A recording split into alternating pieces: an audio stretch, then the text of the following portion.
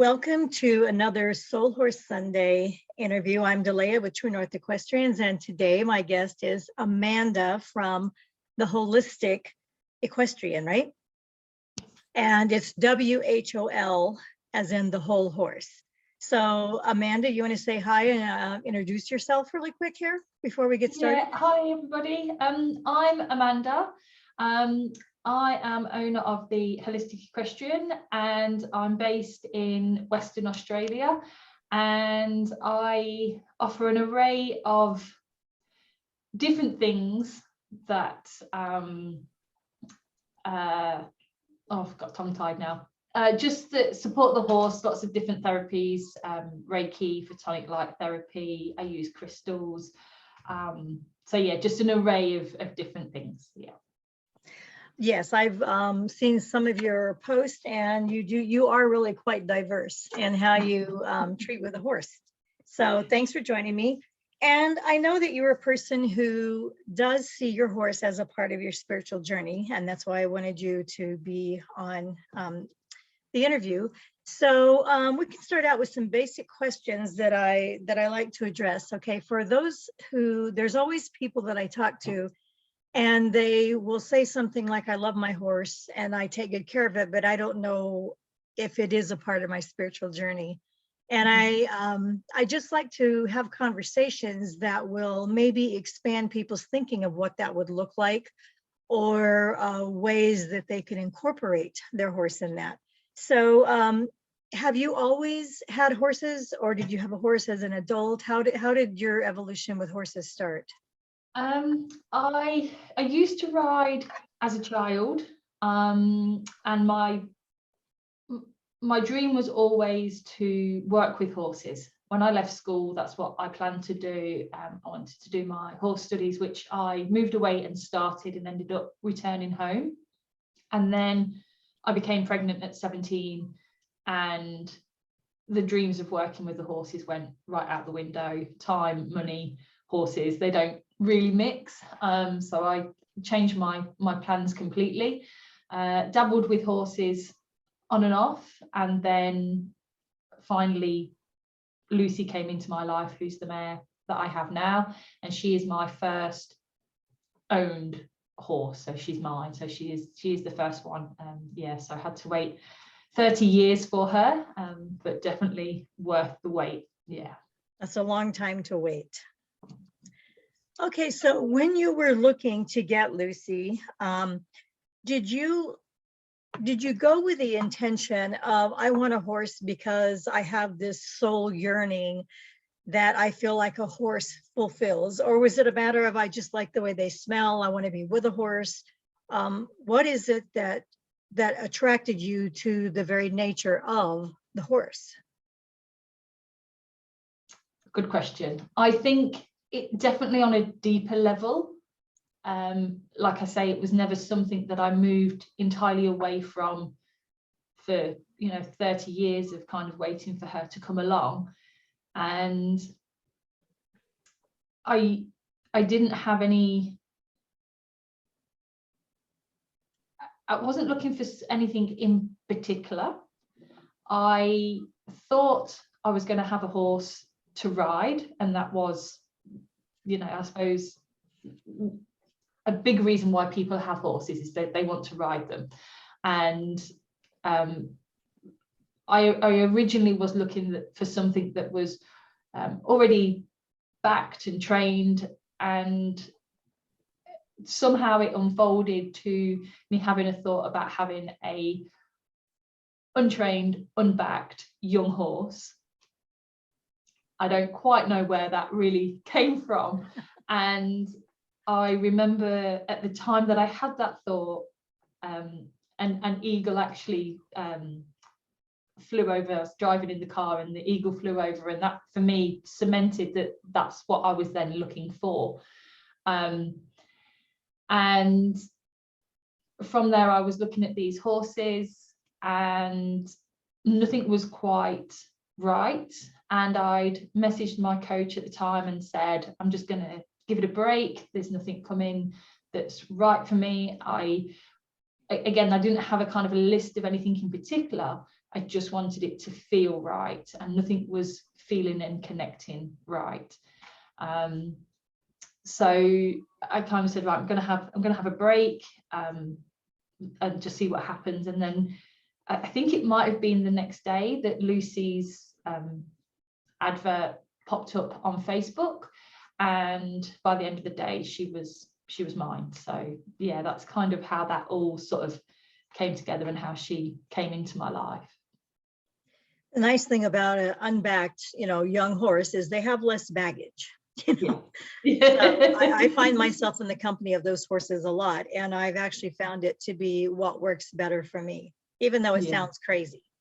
Yes. Okay, so when you met her, were you signaled by anything that would suggest that we have like work to do, like our soul work, our spiritual journey, or I'm here to support you in your work or in your life? Whatever, did you have anything that came up? And I'm not trying to put you on the spot, because the answer may be no. I'm just trying to pave the way for people to recognize when a horse is part of their spiritual journey, and how that might look like or not.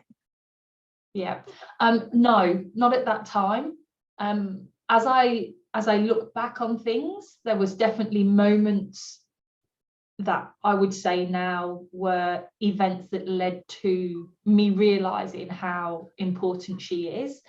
But back then, on the day that I went to meet her, it was just that connection of, I just knew that she was the right horse for me. To put it into words is quite difficult,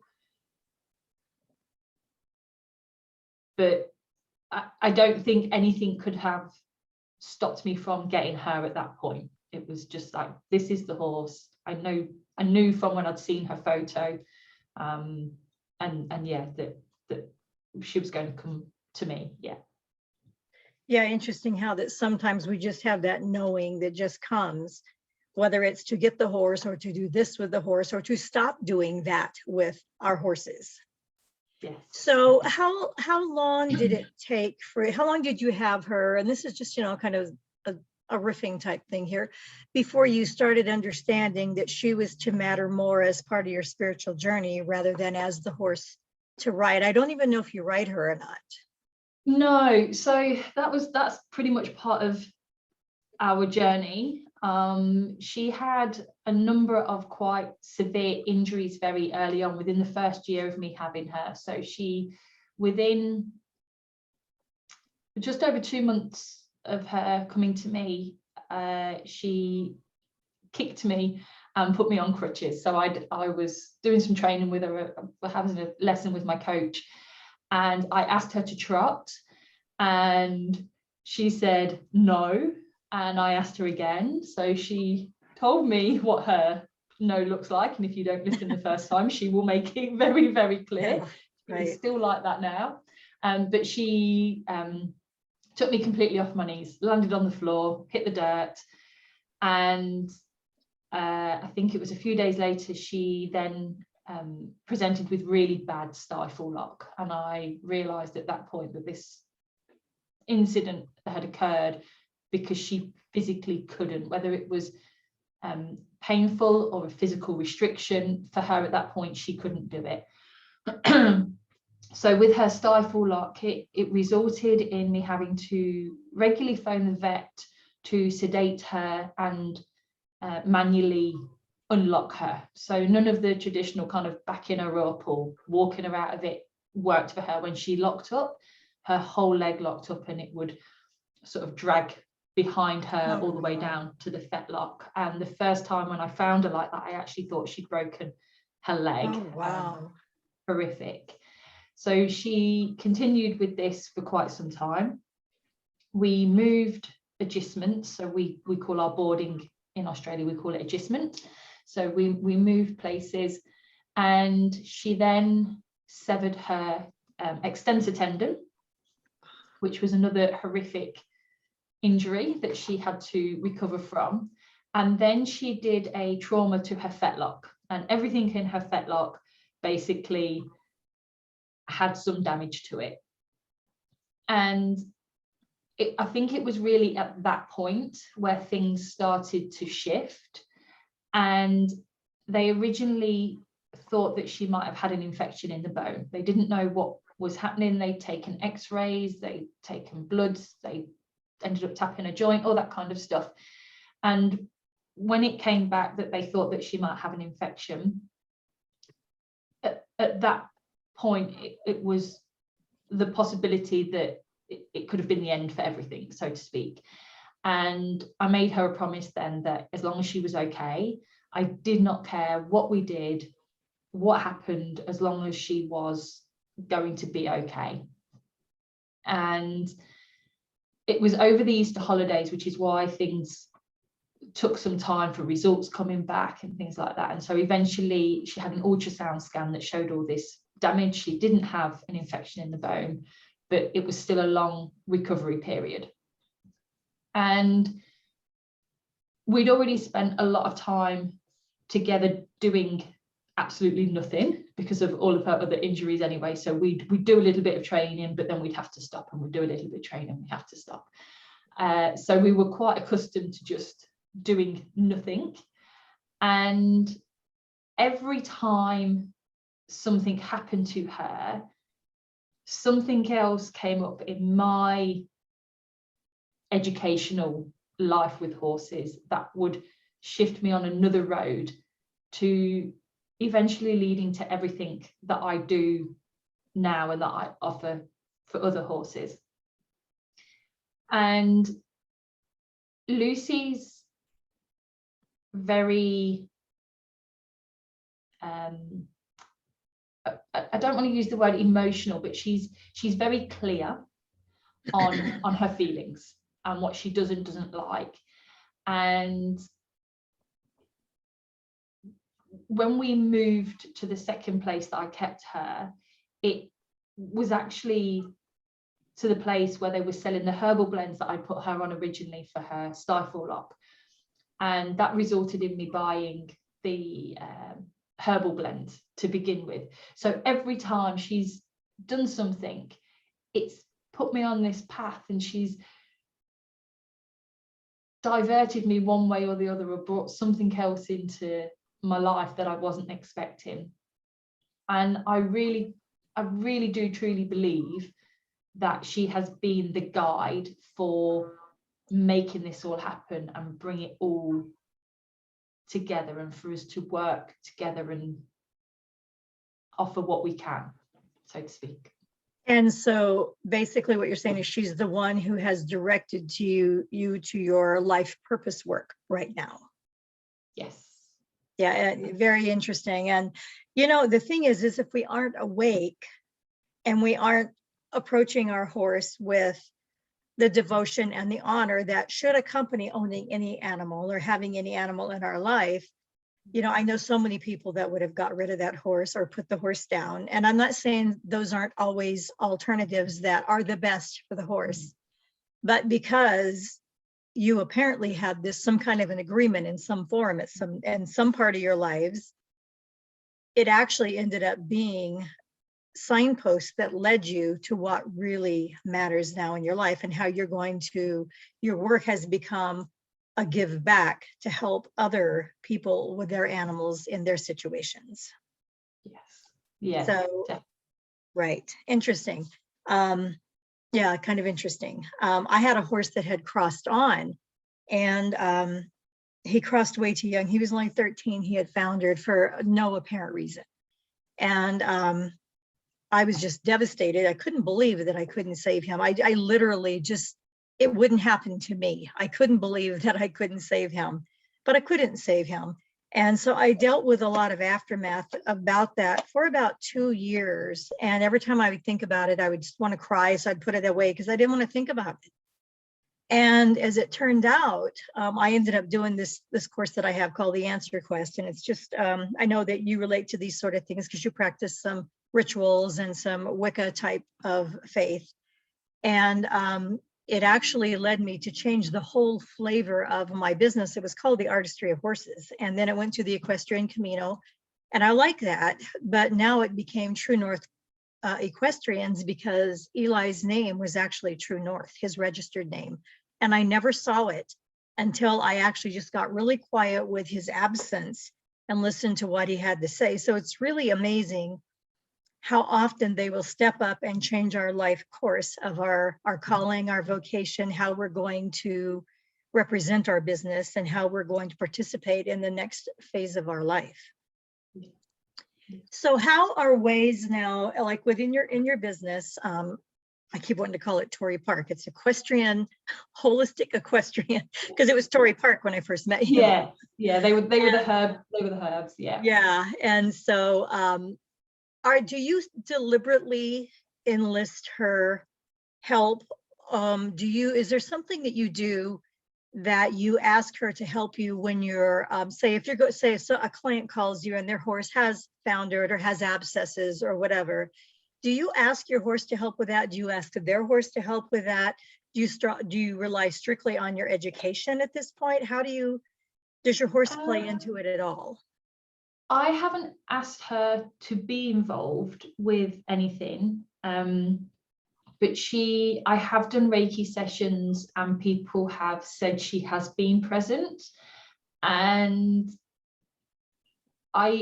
because she is so clear cut on how she feels and what she doesn't like, I'm of the opinion that if she wants to be involved, she will be, and I don't want to put that pressure on her to be a part of things if she doesn't want to be. So I don't specifically ask her or invite her in. I often do meditations and she's there in some form or another, and that could be even part of the grounding before I do a session, for example. But it's very much left to her. I've never actually asked her in, and I think I'm actually going to give that a go. I don't know why I haven't asked her, but I just wait to see what she does. Yeah. Interesting, because I had an interview earlier and the woman talked about asking, how that is humans, we don't like to ask, and I'm notorious for it. I don't ask for help from divine, from source, from friends. I don't like to ask for help at all, and it's really so ridiculous because in the truth of it all, we're all connected. Yeah. And so that's interesting that you haven't asked. And I do occasionally, I have learned to ask from my horses, can you help? I don't know what the next step is. I don't know what direction we need to go in. I don't know if we need to back up, if we need to move forward, if we need to change radically or whatever. And, as human, I look for answers that are kind of loud and concrete, but of course they never really show up that way unless you keep ignoring things, and then the horse will get loud, like Lucy got loud. But it's interesting how that they will show up in ways to provide us with answers to what it is that we're asking. And so when you go to visit, I don't think she doesn't live with you, right? No. She lives, you board.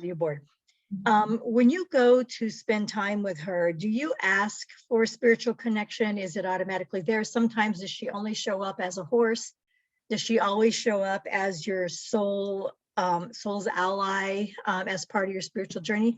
What are your thoughts on that? I think no, she doesn't always. In physical form, yes, she is a horse, but the way that she feels is very different. It's deeper, but then I wouldn't say that the other horses there don't have the same presence, but they just don't have it with me. Right. Right. So I'm not diminishing the other horses in the herd to say that she feels a certain way and they don't. It's just that to me, that's just she is very different. She is so different to any horse that I have ever come across. And I don't necessarily, when I think about her in my head, when I'm not with her, I don't, it's not just an image of a horse, it's a deeper feeling, if that makes sense. So you carry her essence of her spirit is what you actually feel with you more than the horse. Yes. Yeah, I think, yeah, that sums it up well. Yeah. Yeah, interesting, because having these conversations with a variety of different people, sometimes who I am, I'm just obsessed with spirituality and too much sometimes, because I always want to know the answers. I want to find out why I'm like this, why I'm not like that, why the horse is like this, why do people behave like that. And sometimes I think the gift of the horse is that they are not always on in their work with us. They're just going to be a horse. And as a reminder to just be a human. And I get really irritated about being a human because I find it to have so many shortcomings, you know. But I look at my horses and I may go out to them and I look for answers, or I look for some kind of enlightenment or shift or something. And I have begun to realize that that's actually putting a lot of pressure on them. They don't react like a human would if you've put too much pressure on them, but they do have a reaction that they kind of distance themselves more as horse. And I have a bigger gap between that world of horse and human, even though I'm trying to get us both to communicate in that space between horse and human. So for a big part of my journey spiritually with my horses is to learn and to accept that we aren't always doing soul work, you know, because I'm just so obsessed with it, that sometimes it's just they're horses and I'm human, and just observe and enjoy what that is instead of always expecting for there to be progress or answers made. I don't know if you ever come across that. I know that I'm obsessive, so that is what I come across a lot. Yeah, yeah. I think, again, because Lucy's so clear, if I have plans of doing some deeper connection, or I want to share some Reiki, or I want to do some a moon ritual or anything like that, and if, you know, I can sometimes go and she'll be gone. Like, it's no, not today, no. And she is very, like I say, she is very clear cut. The past nearly a year, so we had to move adjustments again because she was showing signs of laminitis, and I had to move her.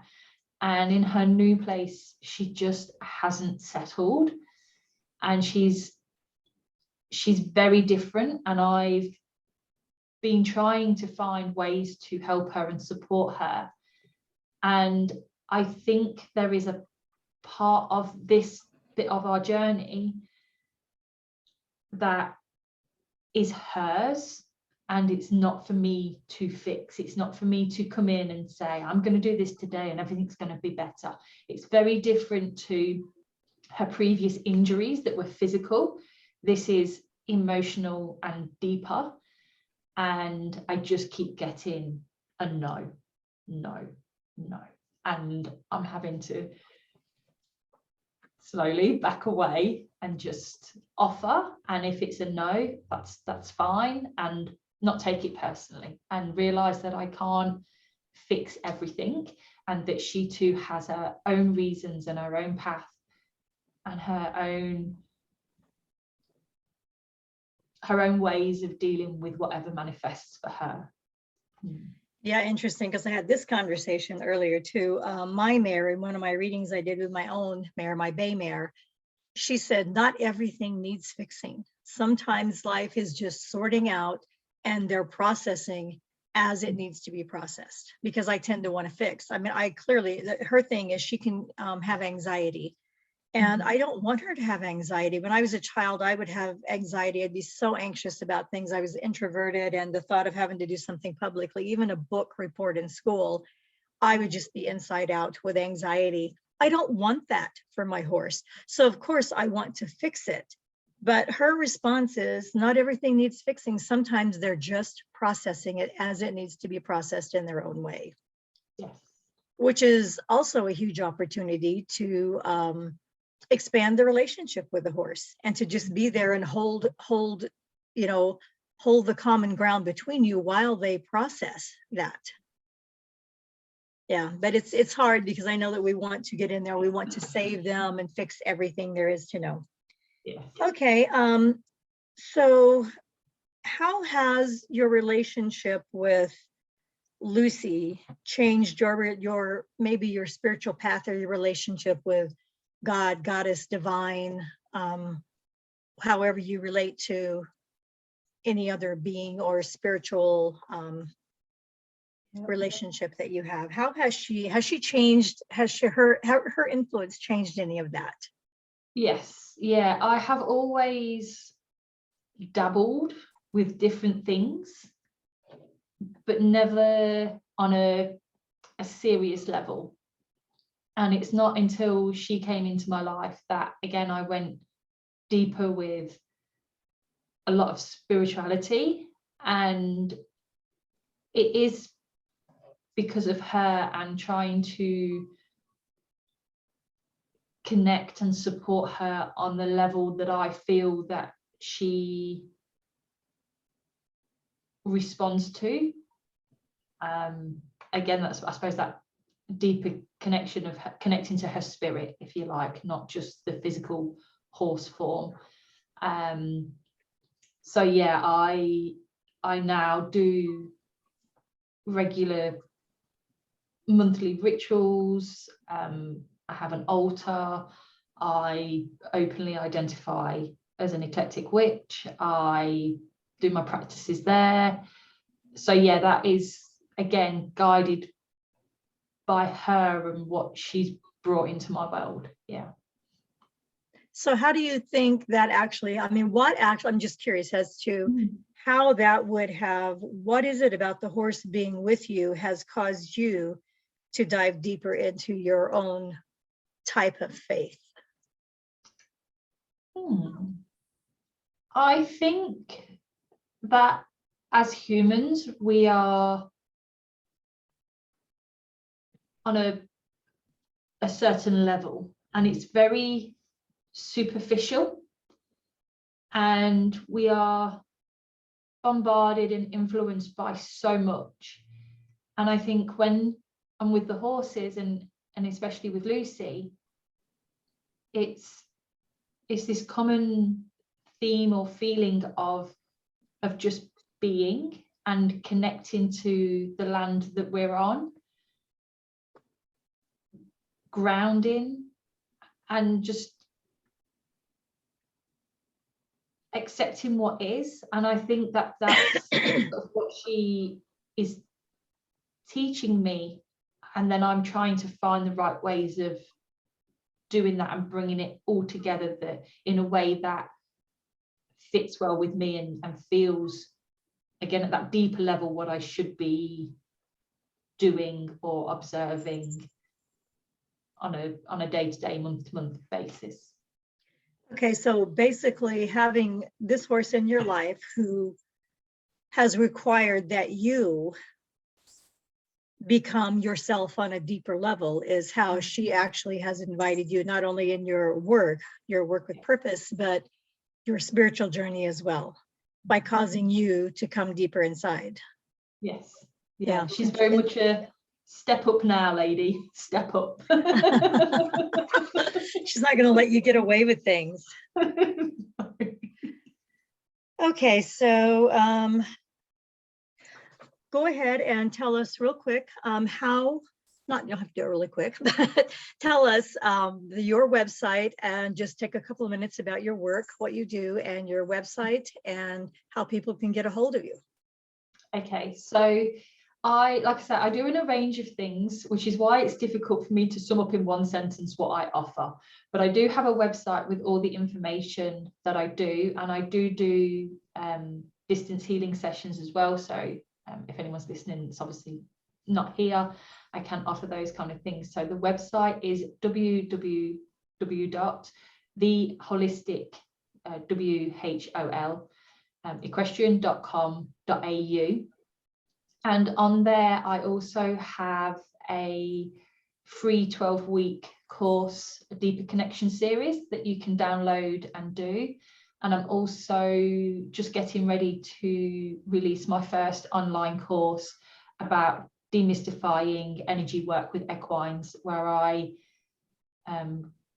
guide you to do some of this energy work yourself. So I'm a big believer in everybody being able to learn and offer energy works. It's not, I don't want it to be a mystery or people feel that they can't do it, because I think everybody has the ability to do it. It's just learning and practicing, and if you can do it, it also enhances the relationship with your horse, which regardless of what you do, you know, that little bit of work will help and will enhance that relationship. I have a Facebook page, which is the Holistic Equestrian, and a Facebook group, which is the Holistic Equestrian Community. And again, you're welcome to follow and join if you'd like to. Okay, well, there you have it. And thanks so much for joining me today. I really enjoy hearing how people have come to understand that their horse is a consort in their spiritual journey. So I really appreciate your information. Thanks for joining me. And I'm Delia with True North Equestrians, my website, truenorthequestrians.com, if you'd like more information about me. Thanks, Amanda, for joining me. And I'm going to go ahead and end this recording right now. Thanks so much. Bye.